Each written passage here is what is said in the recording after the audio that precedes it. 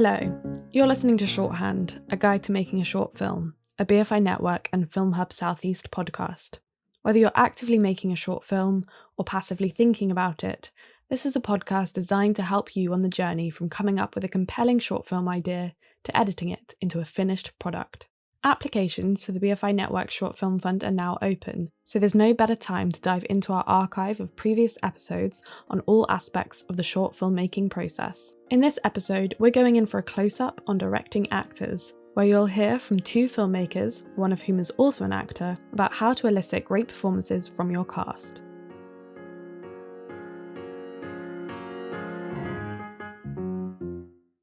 So I think there is a big difference between the feeling inside when you're acting and obviously what someone else can see. I have felt like totally elated at the end of a take and thought I could not have got closer to the experience that this character is going through. And the director is like, I can't use any of that. It was all terrible. There's not necessarily any kind of connection between those two things, which makes, acting a wonderful but extremely elusive art form. That's actor and filmmaker Romola Garai, discussing how she defines a good performance. You might have seen her in films like Suffragette, Atonement, and One Day. Most recently, she made her directorial feature debut with the bracing horror Amulet. In this segment, you'll hear Romola expand on why actors are a filmmaker's principal collaborator, and how you can establish lines of communication with an actor to help realise a story's potential, as well as how to maintain that trust or sense of collaboration when giving notes. For me, a really good sort of middle ground, I guess, is that you feel like activated in the character and that you are kind of hopefully feeling real or close to real emotions, but also that you're in synchronicity with the director and your understanding of the story from their perspective, and that you are, also hitting the technical marks that you have to do. And those three things, awareness of the style of the film and the storyteller, the technical marks, the technical sort of constraints, and then also, making sure that you are also emotionally kind of committed. I think that I hope people will be writing in saying that's not true at all. But hopefully I have a very high level of trust in actors. Trust that even if they're not doing what you want, it's not because they don't want to be doing what you want. And also that they can give it to you, like most actors are good. Like after a certain point in their sort of level of experience or whatever, most actors can do most things. I think if you make the circumstances right, if you give them good direction, most particularly if you give them the time to do it, they can get there. And they are your principal collaborators. I think there is a weird sort of energy or structure that has grown up around film, which, probably just because physically the director is behind the camera. So there is this separation between the director and the actor. And that is sort of, I suppose, conceptually unhelpful, because I think that the director and the actor are the principal collaborators in the film. I try to work in that way. I've been directed a lot as well, so I understand it from the other perspective. And I think that directors who love actors and trust them get great performances out of them. I'm not a great one for the whole, let's manipulate the actor into kind of giving the best performance, because I think that just shows a lack of trust. I think the actor is the person on the set who can really collaborate with you on storytelling. Obviously the director of photography does that for a filmmaker as well. And a filmmaker might go out and really talk in incredible depth with the director of photography about how to realize the story visually, but then weirdly not do that with an actor. Like the actor might just turn up on the day and they might say, they skip a lot of the important sort of work that needs to be done, probably because you would factor in pre-production time as an absolute essential part of making any kind of short film or whatever, but you wouldn't necessarily factor in rehearsal as that, because it's seen as a luxury. Also, there's an idea that rehearsal sort of has to involve people like doing trust exercises, or it doesn't. It can just be people literally just talking about the story and the characters, so that when you get on set, you know each other. And building trust is about, I think, relinquishing control to some extent. And that, is about, yes, talking with the actors taking their ideas on board, allowing them to influence your vision, and vice versa. And I think particularly because acting usually does involve somebody to a certain extent kind of monetizing their emotions, which is a really difficult thing for people to go through. Having a certain level of respect for that, I think, is really important. And like, I really like directors who have acted, and I really like working with directors who've maybe just taken a few acting classes, even if they just sit there feeling funny and like laughing, that just understanding what it's like to be paid for your own emotions, how weird that is, and what an act of total loss of control that is. I think that really helps directors be more sort of sensitive to the needs of actors. Giving notes is criticism. It is, and it has to be constructive, and so it's always good to start with a positive thing. Like, if you approach an actor, start with the thing that you like. Say, I really love what you're doing with the ashtray, whatever it is, start with something positive, because then people just open up to that so much more. And there is no level of experience in the industry where that stops working. Believe me, you see it all the way up. People go, oh, did you like that? What can I do to please you more? Like, it's an instinctive thing. Actors are very, very different. Some actors don't want to know anything about storytelling. They're only committed to the character, and they don't want to know anything beyond that. So I think, yes, the second thing would probably be to just really understand who you're talking to and the way that they work. If they're the kind of the actor who only really wants to understand their own character, then you don't need to kind of go into what they could be doing to help you with the storytelling. Other actors are extremely technical, and rather than talking to them for 20 minutes about German expressionism or whatever it is that you're portraying on the screen, you can just go up to them and say, I really need you to be further into the light at that moment. And I think that will really help us see what you're doing, so knowing who it is you're talking to is really important as well. And lastly, I would say, don't be afraid to be honest, as long as you're also being honest with yourself. Do you know what I mean? Like, you can be really honest with actors and say, this isn't working for me, if you can also see what you are maybe potentially not doing to help as well. I think an understanding of your own failings as a director is a really constructive way to go into criticizing an actor and what they're doing, so that you both start from a point of view of going, let's talk about what we're not doing to make this moment work. I think that's a better way to sort of go into a really serious kind of, okay, this really isn't working moment. Next, Romola reflects on her experience of working with a child actor on the set of her short film Scrubber, as well as how you can encompass a broad range of acting styles or approaches on your film set and get everyone on the same page in terms of the film's tone. It really depends with children on their age, obviously that makes a big difference. Honor that we worked with on Scrubber my memory is that she was 6. So a 6-year-old does not need to know about the story. A 6-year-old needs to be given a task. And, usually you have to kind of make the filmmaking, I think, as kind of surreptitious as possible. Because really what you're filming is not a performance. You're filming somebody who's at play, or who's, essentially being a version of themselves, As a child gets older, that really changes. So I've worked with 8 and 9-year-olds who are actors, better actors than I was. They're very they at that amazing stage where they can take notes because they understand about collaborative play, because that's what they're doing, with their friends and stuff. So that, in that way, I think the most sort of important thing that you can do at that age is just to make sure that they're okay all the time, particularly if you're doing difficult things. I think you really need to sort of just check in with them a lot. Just give them very clear direction, as you would any actor if they're that little bit older.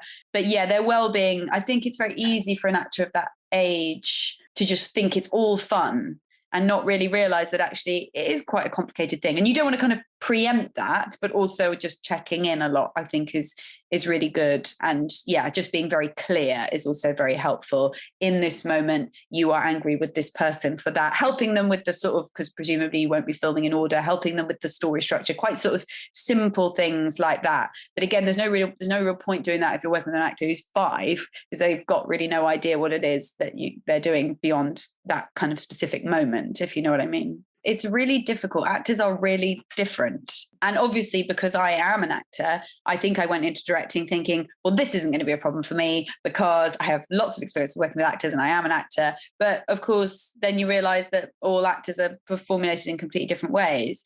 It's a tough one because I think if you give people individual notes and you always go to each actor individually and direct them in a very different way, I think that can be challenging for the scenes sometimes because they're not quite working together.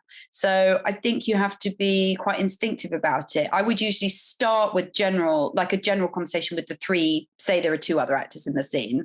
I would start off by saying, okay, that was a nice first take. Now to take this forward, I would like to, ensure that the beginning of the scene feels really tense and fraught. And then the end of the scene, we can build to a greater sense round about this line, build to a greater sense of kind of, quite broad things. And then after that, you can go in individually and work with people differently. And, if you're working with one actor who, for example, really needs to understand what's happening in the scene in terms of storytelling, you could say, well, I'd really like this take to suggest this. And maybe we can do another version to suggest, that you're more angry with her and talking quite technical terms. And then with a different actor who just doesn't want any of that noise, you can just really narrow in on what they're individually going through and, talk about the character's mother and how that affects what they're doing in that moment and speak to them quite differently so that you end up with, a sort of general conversation which involves everybody to understand they're not working against each other, and then individual notes according to what it is that they need. Again, this is something that anyone would be doing in their pre-production with their team, with their DP, with their editor. But it's really helpful for actors as well, I think, because they need to understand exactly as you say, what the pitch of the performance is. I think also I spent a long time as an actor not realizing that or thinking that acting was about kind of a series of takes that would lead to a perfect take. Do you know what I mean? Like, you start with something bad and it gets better and better until you reach perfection. And now that I've directed, I just don't think that that's right at all, because a director can see something on the day which is perfection and walk away, and in the edit it doesn't work at all, and you might end up using take 1 or take 2 that you didn't like on the day, but there is this sort of, I think, prejudice towards the process being sort of seen as being kind of like cumulative, whereas I think it's a really helpful thing with your actors to just say, and it's a helpful thing I think for actors to feel like, let's just play, let's try this take, let's try that take. We don't know how it's all going to fit together at the end, and to have quite a kind of, I suppose, loose and playful sense of what you can achieve on the day, and give everybody the feeling that they can try different things. The problem with that, of course, is it takes more time. So it depends how much time you've got to shoot a particular scene. But different versions, I think, loosens up the actors and also just gives the director more options. Finally, Romola discusses how her experiences as an actor have informed her own directing style. The directors I didn't like working with as an actor, I should say I don't like working with as an actor, because I probably will meet many, many more of them, of people who have decided what the performance is and what it looks like completely in advance, because there's nothing from that point for the actor. They're just a puppet, and some actors enjoy that. And I would be the first, I've seen that many, many times. And I have many friends who are actors who say, I don't mind the sort of total summation of somebody else's desires. They don't have a problem with that. But I really don't like that. And I think you'll always find actors who just want it to be collaborative, who want to feel like, if you're directing something and you have a really, really, really strong idea of how you want something to look, or you want something to sound, or, a performance to be in a particular moment, I would go in early with that. And I would go in with that as an offering, say, I have a very strong idea of this because, I don't know, I've lived with it for a very long time. I need you to help me achieve that. Do you know what I mean? Like there has to be a sense to some extent that the actor's own desire to be a creative person is being respected as well. And I think if you just walk on set, some of the most famous and successful directors of all time do this and have done this. So it doesn't necessarily mean the work's going to be bad, but it's not great for the actors. Like if you just walk on set and say, Rose stands over here, and then on her third line, she walks 3 paces forward, then I will come in for a tight shot and you'll be looking at the top right hand corner. If you do that, if you direct like that, it's horrible for the actors, and I think it can lead to relationship breakdown. And there's nothing that takes more time on the day than relationships breaking down. So if you have good relationships, it makes the work quicker as well, which if you're making your first films, I think it's not something to be overlooked.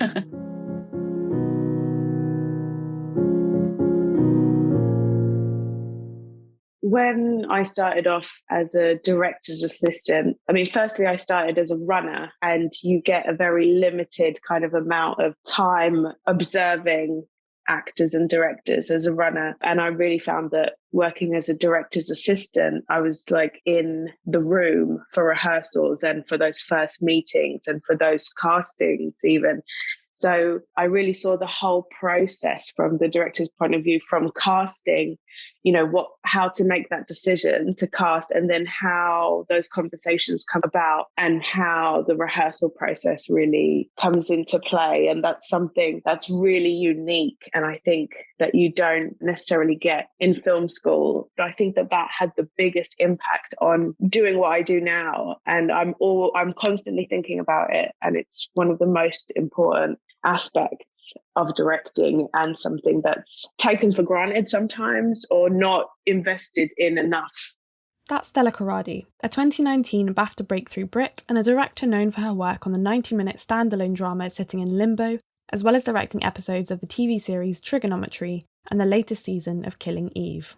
Here she talks about assisting directors Justin Kurzel and Sally Potter, and how their different approaches to working with actors has informed her own approach, and why directing is a bit like parenting.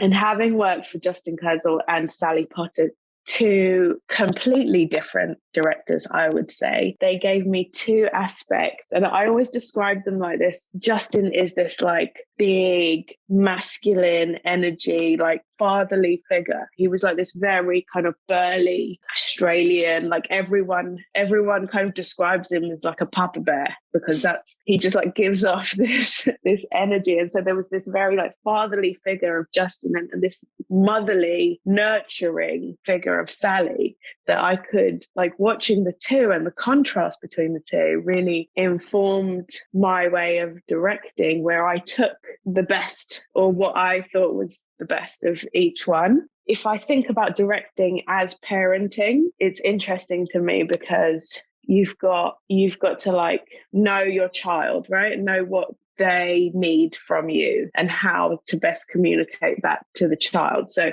whether that is nurturing or whether that is tough love or challenging them, those are things that we analyze in our parenting style. And it's also how I work as a director. And I don't mean that in a patronizing way to an actor at all, that they're children. It's just, you have to be the kind of leader as the director. So you have to make the rules, and you have to set the boundaries, and you have to communicate in a way that's like effective. I'll always remember when I went to Govan with Justin, we went up to Scotland in Glasgow, and we were like auditioning these kids that were like boxers. They were like 6-year-old, like rough kids that were just like had a broken nose already. We were like finding these like child soldiers for Macbeth. And so Justin was like so physical with them. He was just like, basically, give me sit-ups, stand up, and give me star jumps. And like he'd get them all out of breath, and then he put a match to their face, and he'd be like, don't blow it out with your breath. It was like very physical auditions that were so interesting, and the kids really responded to him. And then I also watched Sally working with children, and it was playing. Well, actually, Sally plays with everyone, like adults as well. It's playing and nurturing and having fun and a giggle and warmth. And so I've always kept that, the being a mother and a father, and knowing when to switch between the two. In the next segment, Stella talks about working on the BFI Network-supported short film Little Soldier, and how she developed a relationship with the film's child actor, and how her process might differ when working with an ensemble of actors. Little Soldier was my first short film, and it was through BFI Network and Film London.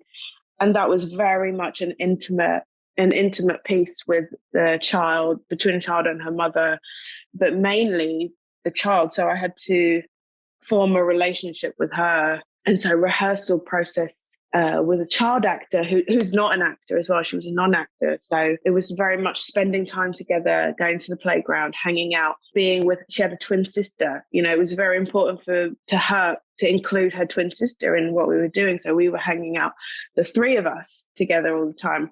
I was with her mum, with her nan. I really integrated with her family. we had a language between us and a trust between us that almost like transcended the script or what we were doing. Whereas, you know, with like an ensemble piece, you would figure out who needs to rehearse with who, and like have everyone in the same room, reading, discussing their characters, and then individually, you know, or in twos, or, you know, how they're seen. I would kind of work out what are the important scenes that they've got together and what do we need to discuss. And I think a lot of that rehearsal process is conversation about what the scene means, what's being said, what's behind what's being said. So a lot of that sometimes is not even reading the script, but figuring out what's behind the scene. What led to this moment? What are the characters actually thinking? I find that really useful for the actor to communicate what they think that their character's thinking, because sometimes that's completely different to what I thought that character was thinking, or what the scene partner thought that character was communicating. So knowing what's behind the thought is really important, and sometimes can reveal so much more. All the time you spend together is so useful. Anytime you go for a cup of tea, a drink, a coffee, a walk, whatever time you can spend together is really valuable. Stella then delves into how that trust is sustained once you're on set, when the demands on her time and attention amplify, as well as how she goes about giving actors notes and finding a common language with them. Once we get onto set, it becomes a lot more stressful and there's a lot less time to kind of discuss. But the most important thing is to give the actor a sense of time that may not exist, but there's any stress that's on me or coming from the first AD or whoever, that we have to speed things up. Giving the sense that we have all the time in the world is really useful. I mean, the actor knows that there isn't, but just knowing that that you are prioritizing their time, and that they're not an afterthought, and that they're not a prop, and it's not stand here and deliver the lines or we've already talked about it. No, it's like, this is a chance for us to, like, things are going to come out here. And so it's super important to give the blocking of the scene a lot of time and a lot of quiet, and take away that stress and take away that movement. And when we block, it's in an environment of creativity, and not we're trying to get stuff done and we're trying to light here and we're trying to do this. Like, you need to stop that, and we need to give that the time, because then when we start doing takes, that's when we pick up speed. If we put in the work during the block, and obviously the rehearsal time is really useful to that, but there will always be finding something in the set with your actors, with the camera. If I give them that time, I think that also contributes to that sense of trust, that they know that they've got that time, and that they're not being rushed, and that they're being listened to, and that we have a creative space. Because I feel like the moment you stop pushing an actor and that they feel that they don't have any time or any space, then that's when the barriers come up and it can become difficult. I guess because I've never been to drama school and I've never been to film school. And also the communication that Sally and Justin would have with their actor was also very private. It wouldn't be, in between takes, giving notes. Giving notes is a very private moment. And so I wouldn't necessarily hear that. I don't consider myself the most eloquent person or the most intellectual. So for me, there's a no bullshit kind of way of giving notes, that I know how to, me and that actor have communicated before, and we have a language, and I know what's going to kind of get through. And it's not necessarily the most intellectual thing. You have to just know your actor a little bit. You have to analyze how that actor works. And then that's when you understand how to communicate a note to them. So, for example, I just did 4 episodes of Killing Eve, and Sandra Oh is very much aware of the camera and what the camera is doing and how that tells a story. So, just letting her know what we're doing with the camera and where it's coming in and at what point. Talking about technical stuff with Sandra is a way of her getting it straight away. Okay, boom, boom, boom. She knows exactly what you mean. And then some other actors, for example, Jodie just needed to know like emotionally where she was with something. And so it was all about emotion, I think, and all about like connecting with what's going on in the character's mind at that point. The actor needs to know that you're keeping track of that. You're not just letting it go and just seeing where, you know, you have to have an idea and you have to know, because we're doing things so out of order. And you have to know where that character is in that moment and why. I think one of the other elements of being like, of building that trust is to be protective of your actors as well. And I think in the early days, showing them that you're protective of their time and of their work and of their contribution is really important in showing them who you are as a director. The idea of tiptoeing around an actor, and I think there is this there's this like hierarchy, and there's this kind of an actor that's been in the industry for a really long time feels that they deserve to be treated a certain way because at the beginning they were not treated that way. And so I find that treating actors actually all with that respect, from however small the role is, never treating someone like, oh, you're just a day player, giving each of them the same respect is really important, because you need every single actor that's there. Like, you need every single person that's in front of that camera to feel that they're contributing and collaborating, and because they're essentially they are the most important people on there. And that's not to say that you have to tiptoe around them or give in to any kind of diva-ish behavior, but you need them, you know. So I think it's about valuing them. And the etiquette, you know, is definitely, they're not a prop. And the truth is that they may eventually have a more important role, or they're still going to be in your frame, you know, so they're still on camera. So you need everyone to feel valued. Finally, Stella discusses how she caters to different acting methods on set and keeps the experience as painless and playful as possible for everyone involved. It's a difficult one, and it's something that you get better at through experience. But I think, again, being kind of a parent in a situation or a teacher, you know, you have to take in everyone's level, everyone's different process. You know, there's definitely going to be a certain level of intimidation if you've got an actor that's not been in anything before next to an actor that's very famous. You have to take into account everyone's vulnerability. And even that actor that is, you know, the most experienced has vulnerable days and feels vulnerable on set. And as soon as the camera comes on, they feel vulnerable. And and I think the main thing is to keep all those conversations private as you can. I would never give an actor a note in front of another actor unless I thought it was just kind of non-contentional and just technical and fine. But if we're going to, unless that actor starts the conversation in front of everyone with me, you know, I take their lead on that. But usually my communication is very quiet, very private and to the side. And that way I can kind of cater to everyone's needs. Also, to just, sometimes actors like to direct each other, which I find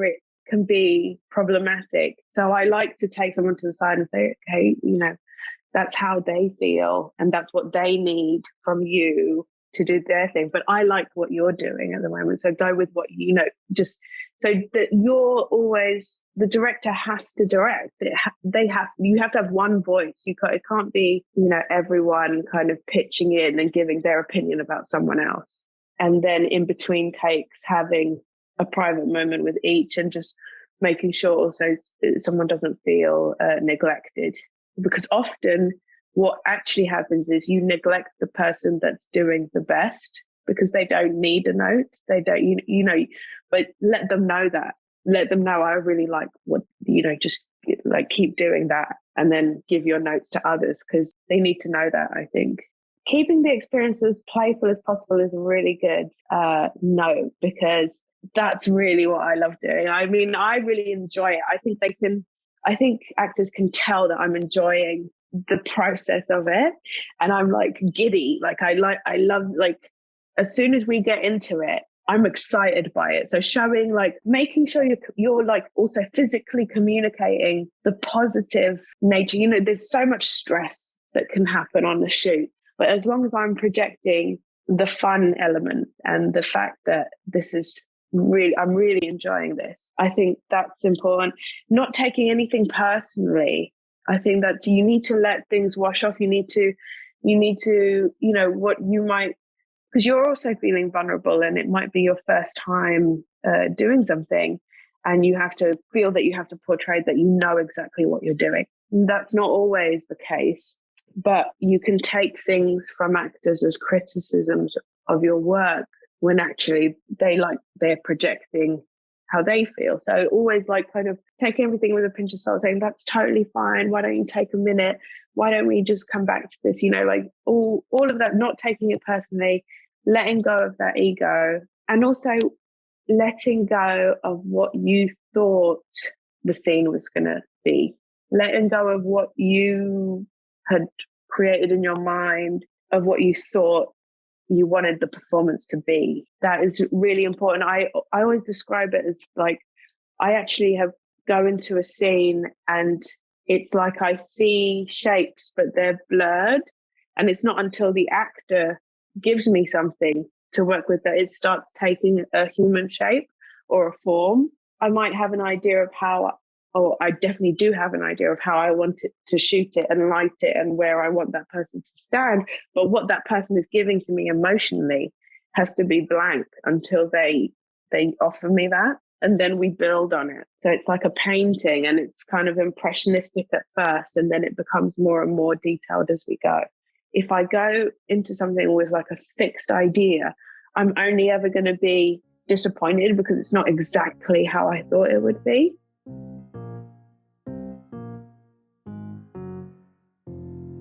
Thank you for listening to Shorthand. Look out for a new episode next week that will focus on creating an on-set experience that is safe, inclusive, and productive.